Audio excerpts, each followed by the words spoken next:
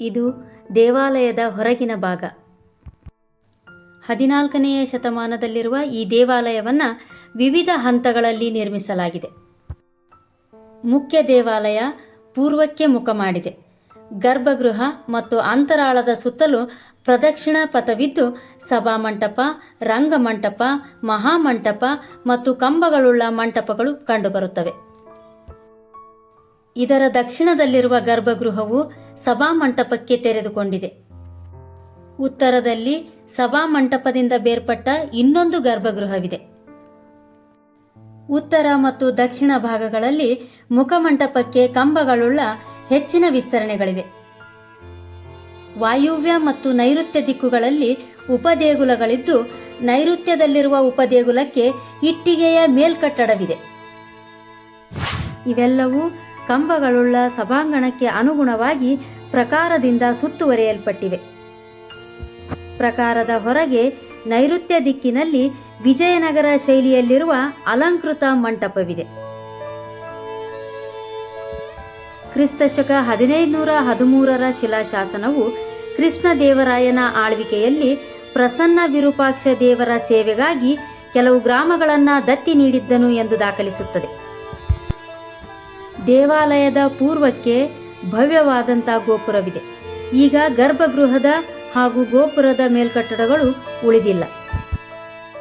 ಈ ದೇವಾಲಯವು ರಾಜಮನೆತನದ ಹತ್ತಿರ ಇರುವುದರಿಂದ ಇದನ್ನು ರಾಜ ಕುಟುಂಬದ ಪೂಜೆ ಮತ್ತು ಖಾಸಗಿ ವಿಧಿವಿಧಾನಗಳಿಗೆ ಬಳಕೆ ಮಾಡುತ್ತಿದ್ದರು ಎಂದು ನಂಬಲಾಗುತ್ತದೆ. ಇಲ್ಲಿ ಶಿವಲಿಂಗ ಶಾಂತ ಸ್ವರೂಪದಲ್ಲಿ ಪೂಜಿಸಲ್ಪಟ್ಟಿದ್ದಾನೆ. ದೇವಾಲಯದಲ್ಲಿ ಬೇಸಿಗೆಯಲ್ಲೂ ಕೂಡ ನೀರು ಸಂಪೂರ್ಣವಾಗಿ ಒಣಗೋದಿಲ್ಲ. ಇದನ್ನ ಕೆಲವರು ಪ್ರಕೃತಿಯಲ್ಲಿ ಅಡಗಿದ ಜಲ ಅಂತ ಕರೀತಾರೆ, ಅಂದರೆ ನ್ಯಾಚುರಲ್ ಅಂಡರ್ಗ್ರೌಂಡ್ ವಾಟರ್ ಸಿಸ್ಟಮ್ ಅಂತ ಕರೀತಾರೆ. ಇನ್ನು ಕೆಲವರು ಡಿವೈನ್ ಮೈಸ್ಟ್ರಿ ಅಂತ ಹೇಳ್ತಾರೆ, ಅಂದರೆ ದೈವಿಕ ರಹಸ್ಯ ಇರಬಹುದು ಅಂತ ನಂಬ್ತಾರೆ. ಹಲವು ಕಾರಣಗಳಿಂದ ಈ ದೇವಸ್ಥಾನವನ್ನು ಉದ್ದೇಶಪೂರ್ವಕವಾಗಿ ಭೂಮಿಯ ಮಟ್ಟಕ್ಕಿಂತ ಕೆಳಗೆ ಕಟ್ಟಿದ್ದಾರೆ ಅಂತ ಹೇಳಲಾಗುತ್ತದೆ. ಧ್ಯಾನಕ್ಕಾಗಿ ಶಾಂತಿಯುತ ವಾತಾವರಣ, ಒಳಗಡೆ ಸದಾ ತಂಪಾಗಿ ಇರಲು ಮತ್ತು ನೀರಿನ ಜೊತೆಗೆ ಆಧ್ಯಾತ್ಮಿಕ ಸಂಪರ್ಕ ಇರಬಹುದು ಎಂದು ಊಹಿಸಲಾಗುತ್ತದೆ. ಒಟ್ಟಿನಲ್ಲಿ ವಿಜಯನಗರ ಕಾಲದ ಇಂಜಿನಿಯರಿಂಗ್ ತುಂಬ ಮುಂದುವರೆದಿತ್ತು ಎನ್ನುವುದಕ್ಕೆ ಈ ದೇವಾಲಯವೇ ಪ್ರತ್ಯಕ್ಷ ಸಾಕ್ಷಿಯಾಗಿದೆ. ಸಾಮಾನ್ಯವಾಗಿ ದೇವಸ್ಥಾನಗಳಲ್ಲಿ ಸೂರ್ಯನ ಬೆಳಕು ಒಳಗೆ ಬರುತ್ತದೆ, ಆದರೆ ಈ ದೇವಸ್ಥಾನದಲ್ಲಿ ನೇರವಾಗಿ ಸೂರ್ಯನ ಬೆಳಕು ಗರ್ಭಗುಡಿಗೆ ತಲುಪುವುದಿಲ್ಲ. ದೇವಸ್ಥಾನದ ನಿರ್ಮಾಣದಲ್ಲಿ ಬಳಸಿರುವ ಕಲ್ಲುಗಳು ನೀರಿನಲ್ಲಿ ಇದ್ದರೂ ಕೂಡ ಬೇಗ ಹಾಳಾಗುವುದಿಲ್ಲ. ಇದು ವಿಜಯನಗರ ಕಾಲದ ಅಡ್ವಾನ್ಸ್ಡ್ ನಾಲೆಜ್ ಅನ್ನು ತೋರಿಸುತ್ತದೆ. ಇವತ್ತಿಗೂ ಕೂಡ ಕಲ್ಲುಗಳು ಹಾಗೇ ಗಟ್ಟಿಯಾಗಿ ನಿಂತಿವೆ. ಒಟ್ಟಿನಲ್ಲಿ ಭೂಮಿಯಲ್ಲಿ ಮರೆಮಾಚಿದ ಈ ಪವಿತ್ರ ದೇಗುಲ ಇತಿಹಾಸ, ಪ್ರಕೃತಿ ಮತ್ತು ಭಕ್ತಿಯ ಅದ್ಭುತ ಸಂಯೋಜನೆಯಾಗಿದೆ. ಒಂದು ಕಾಲದಲ್ಲಿ ದಕ್ಷಿಣ ಭಾರತದ ಹೆಮ್ಮೆಯಾಗಿದ್ದ ಸಾಮ್ರಾಜ್ಯ ಅದೇ ವಿಜಯನಗರ ಸಾಮ್ರಾಜ್ಯ. ಸಂಪತ್ತು, ಶಿಲ್ಪಕಲೆ ಮತ್ತು ಸಂಸ್ಕೃತಿಯ ಶಿಖರ. ಪ್ರತಿ ಕಲ್ಲಿನಲ್ಲಿಯೂ ಕಲೆ, ಪ್ರತಿ ಬೀದಿಯಲ್ಲಿಯೂ ಇತಿಹಾಸ.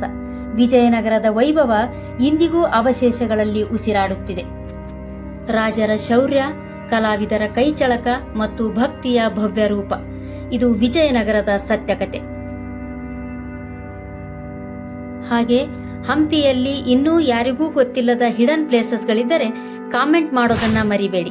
ನಿಮ್ಮ ಒಂದು ಕಾಮೆಂಟ್ ನನ್ನ ಮುಂದಿನ ವಿಡಿಯೋಗೆ ಸಹಾಯ ಆಗುತ್ತದೆ. ಸಾಧ್ಯವಾದರೆ ಹಂಪಿಗೆ ಬಂದಾಗ ನೀವು ಕೂಡ ಈ ದೇವಾಲಯಕ್ಕೆ ಒಮ್ಮೆ ಭೇಟಿ ಕೊಡಿ. ಧನ್ಯವಾದಗಳು.